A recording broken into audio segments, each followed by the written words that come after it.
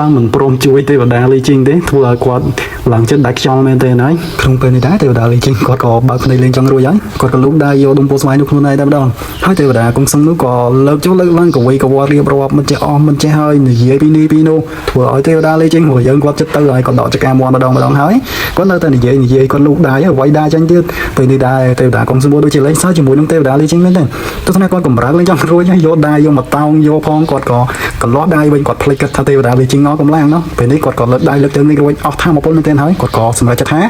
យកដុំពោះស្វាយនេះបញ្ចុកជុំមាត់របស់គាត់តែម្ដងនៅពេលដែលដាក់ដុំព្រលឹងនេះចូលធ្វើឲ្យតួប្រុសរបស់យើងប្រែពីរូបរាងចាស់មកប្រែជារូបរាងក្មេងវិញតែម្ដងដូច្នេះហើយក៏ភ្ញាក់ឡើងតែម្ដងហើយគាត់ក៏បានស្ទាបមុខស្ទាបមាត់របស់គាត់ថាតើគាត់ខ្លះជាទៅក្មេងឬមកក៏នៅចាស់ដដែលចំណែកឯទេវតាគង់សុនគាត់តែងតែអួតហើយគាត់ក៏ប្រាប់ទៅតួប្រុសរបស់យើងថាគាត់អាចជួយបានហើយធ្វើមិនទៅបន្សំដួងព្រលឹងបានច្រើនហើយតួប្រុសរបស់យើងក៏មានស្ដាំណាគាត់ក៏បានហក់ធាក់ទេវតាគង់សុនមកជើងឡើងប៉ើងតែម្ដង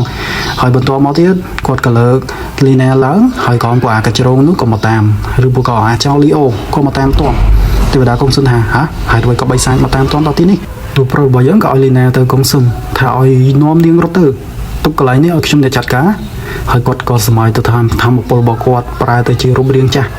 គាត់មិនខ្វល់នោះទេគាត់ថាគាត់អាចនឹងស្លាប់មុនអាយុដូច្នេះហើយគាត់ជាអ្នកទប់ទល់ជាមួយនឹងកងពួកអបិសាញនេះទាំងអស់មិនចាំយូរទេវតាគង់សុនក៏បើកទ្វារមួយដែលបំលែងទៅ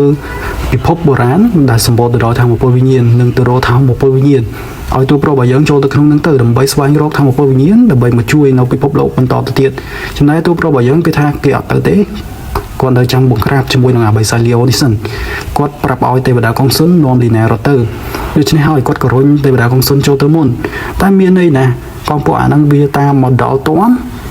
ក៏គប់ដំបងមកធ្វើឲ្យតួប្រុសរបស់យើងខ្ទាបចូលក្នុងរង្វង់ហ្នឹងក៏ចូលទៅដល់ទឹកដីនៃពិភពបុរាណនេះតែម្ដង